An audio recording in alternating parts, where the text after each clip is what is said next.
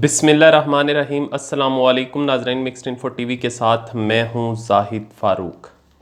नाजरीन, बहुत ही अहम ख़बरें। कुर्बानी की ईद के फ़ौरन बाद बहुत कुछ होने वाला है, लेकिन उसमें उससे जुड़ी हुई उस सारे मंजरनामे से कौन कौन सी ख़बरें आपके साथ आज जो मैं शेयर करने जा रहा हूँ अगले 6 माह हुकूमत और अपोजिशन के लिए बहुत ही अहम हैं। इन 6 माह की मुद्दत को क्यों चुना गया, उसमें ओपोजिशन भी बहुत कुछ करना चाहती है और हुकूमत भी बहुत कुछ करना चाहती है। इसके साथ जुड़ी लॉजिक क्या है ये आपके साथ शेयर करूंगा, और इसके साथ साथ इमरान खान काबीना में बड़े पैमाने पर रद्दोबदल करने जा रहे हैं फ़ौरन ईद के बाद, ये भी आपके साथ शेयर करूंगा। मौलाना फजलुर रहमान क्या सोच रहे हैं और वो हुकूमत को किस तरह टफ टाइम देने के लिए कमर कस ली है उन्होंने, ये भी आज का हमारा मौजू होगा। और इमरान खान का इन तमाम हालात पर दो टोक मौक़िफ़, ये सारी खबरें डिस्कस करेंगे। लेकिन मजीद आगे बढ़ने से पहले जिन दोस्तों ने अभी तक हमारा channel mixed info TV subscribe नहीं किया, सब्सक्राइब कर लें, बेल का आइकन ज़रूर दबाएं ताकि आने वाली किसी भी इंफॉर्मेशन को आप मिस ना कर सकें। व्यूवर्स, अगले 6 माह हुकूमत और ओपोजिशन दोनों के लिए बहुत ही अहम है। अब आखिर इतनी जल्दी क्या है ओपोजिशन को कि ओपोजिशन गठजोड़ शुरू हो चुका है। तमाम नैब के हवाले से बात की जा रही है, नैब कवानीन के तब्दील करने की बात की जा रही है, और वो तमाम लोग जो नैब से सज़ा याफ्ता हैं उनकी सज़ाएं भी माफ़ करने के मतलब, यानी ऐसी तरमीम ओपोजिशन लाना चाहती है जिससे नवाज शरीफ को दोबारा मौका मिल जाए, मरीम नवाज़ भी सियासत में एक्टिव हो जाएं। वही खेल जो उन्होंने खेला था आसफ़ अली ज़रदारी के साथ जब उन्होंने 18वीं तरमीम पास की थी, उसमें तीसरी दफ़ा वज़ीर आज़म बनने की एक शिक रख दी गई जिसका मुकम्मल तौर पे फ़ायदा सिर्फ मुस्लिम लीग नून को था, मियां नवाज शरीफ को था। और इस शिक पर आज भी पीपल्स पार्टी अपने सर को पकड़े बैठी हुई है कि हमें ये नहीं करना चाहिए था। नून लीग ने हमारे साथ बहुत बड़ी गेम खेली और अगर वो ना करते तो नवाज शरीफ कभी भी सियासत में दोबारा इन नहीं हो सकते थे। और पाकिस्तानी सियासत को समझने वाले जानते हैं कि अगर मियां नवाज शरीफ खुद मुस्लिम लीग नून को लीड नहीं करते, वो खुद इन नहीं होते, तो उस सूरत में पार्टी के अंदर वो जान नहीं रहती, बेजान सी पार्टी होती है जो कि अब नज़र आती है। अब ओपोजिशन को जल्दी क्या है, इस सूरत हाल से भी आपको आगाह कर दूं, और हुकूमत क्यों ये सारी तब्दीलियां करने जा रही है और सोच रही है कि जितनी जल्दी हो सके। अब ईद के हवाले से बहुत से तज्ज़ियाकारों का ये कहना है कि ईद के फ़ौरन बाद बड़े पैमाने पर ओपोजिशन रहनुमाओं की गिरफ्तारियां अमल में लाई जा सकती हैं, एहतसाब का अमल बहुत तेज़ हो सकता है। जबकि दूसरी तरफ ओपोजिशन रहनुमाओं के हवाले से जो कुछ एक्टिविटीज़ जारी हैं वो ये कहा जा रहा है कि उन्होंने भी सर तोड़ कोशिश करनी है इस हुकूमत को घर भेजने की। 6 माह इसलिए अहम हैं कि 6 माह के बाद सेनेट के इलेक्शन होने वाले हैं, और ओपोजिशन जो कि हुकूमत को ब्लैकमेल करती है सेनेट की वजह से, सेनेट के अंदर उनकी अक्सरियत होने की वजह से कोई भी कानून पास नहीं होने दिया जाता। जब भी कोई कानून लाया जाता है तो उस पर ओपोजिशन की तरफ से सौदेबाजी करने की कोशिश की जाती है। अगर सेनेट के इलेक्शन हो जाते हैं तो पीटीआई सेनेट के अंदर भी अपनी इतनी नशिस्तें बना लेगी कि उसके बाद ओपोजिशन की ब्लैकमेलिंग से बच जाएगी। अगर 6 माह हुकूमत निकाल जाती है, ये अहमद मीर की तरफ से भी कहा गया है कि अगले 6 माह अगर हुकूमत निकाल लेती है तो 5 साल हुकूमत को कोई नहीं हिला सकता। हुकूमत 5 साल पूरे करेगी क्योंकि जो चाहेगी वो बिल भी पास करेगी। सेनेट के अंदर उनके पास अपनी जो अददी अक्सरियत होगी वो पूरी हो जाएगी, और जो बिल लाना चाहेंगे वो उनको अपोजिशन की ब्लैकमेलिंग में नहीं आना पड़ेगा, अपोजिशन का उनको साथ नहीं चाहिए होगा। इसलिए 6 माह के अंदर अगर ओपोजिशन चाहती है तो इमरान खान के ख़िलाफ़ कोई भी महाज खड़ा करके उसको फारग कर सकती है या करवा सकती है। लेकिन ऐसे हालात बिल्कुल भी व्यूवर्स नज़र नहीं आते जिसमें यह कहा जाए कि ओपोजिशन के अंदर इतना दम खम है, इतनी जान है, इतनी ओपोजिशन तगड़ी है कि इमरान खान की हुकूमत को हिला सके या घर भेज सके। ये जितनी भी चीज़ें हो रही हैं सिर्फ सियासत खेली जा रही है। हत्ता कि ओपोजिशन के जितने भी अरकान हैं या ओपोजिशन की जितनी भी पार्टीज़ हैं वो आपस में भी एक दूसरे के साथ उनकी नहीं बनती और एक दूसरे के साथ खेल खेल रहे हैं।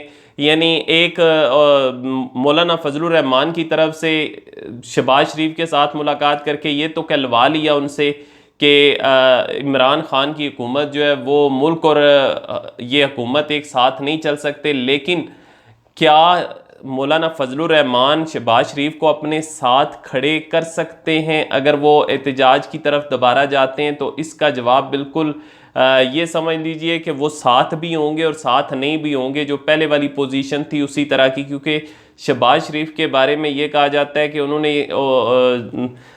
कुछ यकीन दहानियाँ कराई हुई हैं मोतबर अदारों को और कुछ ख़ास लोगों को ये यकीन दहानियाँ कराई हुई हैं कि वो इस हकूमत के लिए रुकावट पैदा नहीं करेंगे, वो हकूमत के ख़िलाफ़ इस तरह की साजिश नहीं करेंगे कि उनको घर भेजा जाए या उनके ख़िलाफ़ रोड पर आकर संगीन किस्म के हालात पैदा किए जाएं।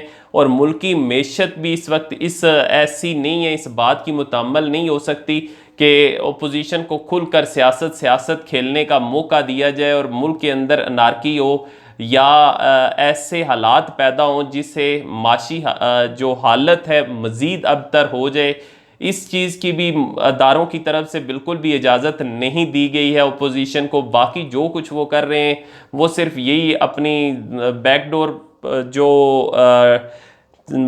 राबते हैं उनके ज़रिए से हुकूमत को गिराने की कोशिश कर रहे हैं। अगर उनको इशारा मिलता है कहीं से किसी साइड से तो फिर हो सकता है वो सामने आ सकते हैं, लेकिन फ़िलहाल ऐसी कोई सूरत नज़र नहीं आती कि ओपोजिशन खुलकर सामने आए और इमरान खान की हुकूमत 6 माह के बाद घर चली जाए। अब इमरान खान भी सेनेट इलेक्शन से पहले इन 6 माह के अंदर बहुत कुछ करना चाहते हैं और बहुत से ऐसे इनमें से ये जो मुशीर हैं इमरान खान के, इनमें से कुछ मज़ीद लोग 2 वज़रा के बाद 2 मुशीरों के बाद कुछ मज़ीद लोग भी घर जाएंगे। तकरीबन 5 के करीब कहा जा रहा है कि वजारतों में और मशीरों की तादाद जो है वो उसमें तब्दीलियाँ हो सकती हैं, उनको घर जाना पड़ सकता है। अब ये जब सेनेट इलेक्शन होंगे तो उसमें पीटीआई की कोशिश होगी कि कुछ ऐसे लोगों को सेनेट के अंदर लाया जाए जो कि टेक्नोक्रेट हों, जिनसे इमरान खान मशावरत भी कर सकें, वो अपनी फील्ड के माहिर हों और वो अपनी वजारतें संभालें। क्योंकि ये काफ़ी ज़्यादा इस बात को महसूस किया जा रहा है पीटीआई क़यादत की तरफ से, इमरान खान की तरफ से, कि उनके जो मुशीर थे जिनको इतने ज़्यादा इख्तियारात दिए गए वो अपनी वजारतों को, और बड़ी ख़ास वजारतें उन्हें दी गई, वो अपनी वजारतों को चलाने में नाकाम रहे हैं, वो अपनी वजारतों को बेहतर अंदाज से नहीं चला सके। इसलिए वो चाहते हैं कि नए लोगों को सामने लाया जा सके। अब मौलाना फजलुर रहमान क्या सोच रहे हैं व्यूवर्स? मौलाना फजलुर रहमान का अब तक जो ज़ोर चलता रहा, मैं फिर वापस आऊँगा सेनेट इलेक्शन के हवाले से, कि मौलाना फजलुर रहमान की जो कुछ लोगों की तादाद अब भी सेनेट में मौजूद है, वो जब 6 माह के बाद ख़त्म हो जाती है और मौलाना फजलुर रहमान ख़ुद भी बाहर हैं, तो ये उनके लिए बड़ा ही मुश्किल मरहला होगा। इसलिए वो चाहते हैं कि किसी भी तरह इमरान खान को हटा के, और वो ये नहीं चाहते कि इमरान खान घर जाएं और उनकी जगह उन्हीं की पार्टी में से कोई आ जाए। वो सिर्फ ये चाहते हैं कि इमरान खान तो जाए ही जाए, लेकिन इसके साथ साथ नए इलेक्शन हो ताकि फिर उनको मौका मिल जाए दोबारा किसी ना किसी तरीके से वो इक़्तिदार हासिल कर सकें, इक़्तिदार का हिस्सा बन सकें। क्योंकि इमरान खान के होते हुए मौलाना फजलुर रहमान को इक़्तिदार मिलता हुआ नज़र नहीं आता, नहीं तो वो 1-2 सीटों के साथ भी किसी ना किसी हुकूमत के बल्कि हर हुकूमत के वो इत्तेहादी रहे हैं, लेकिन यहाँ पे उनकी दाल गलने वाली नहीं। इस वजह से वो फौरी तौर पर इमरान खान को घर भेजना चाहते हैं। एक और चीज़, इमरान खान ने इन तमाम हालात के अंदर बड़ा दो टोक मौक़िफ़ अपनाया है। जब FATF के हवाले से जो बिल था वो असम्बली में पेश करना था, तो अपोजिशन की तरफ से ये कहा गया कि इस बिल की हम उसी सूरत में इसमें हमायत करेंगे जब नैब का तरमीमी जो बिल है वो भी पेश किया जाए। और नैब का जो बिल वो पेश करना चाहते थे वो सिर्फ फेवर लेना चाहते थे, वो सज़ाएं माफ़, जैसा मैं पहले बयान कर चुका हूँ, सज़ाएं माफ़ करवाना चाहते थे। नैब को बिल्कुल अपाहज बनाना चाहते थे। वो चाहते थे कि नैब आइंदा कोई भी ऐसे काम ना कर सके, या एहतसाब से जितने भी हो रहे हैं ये सारा प्रोसेस रुक जाए।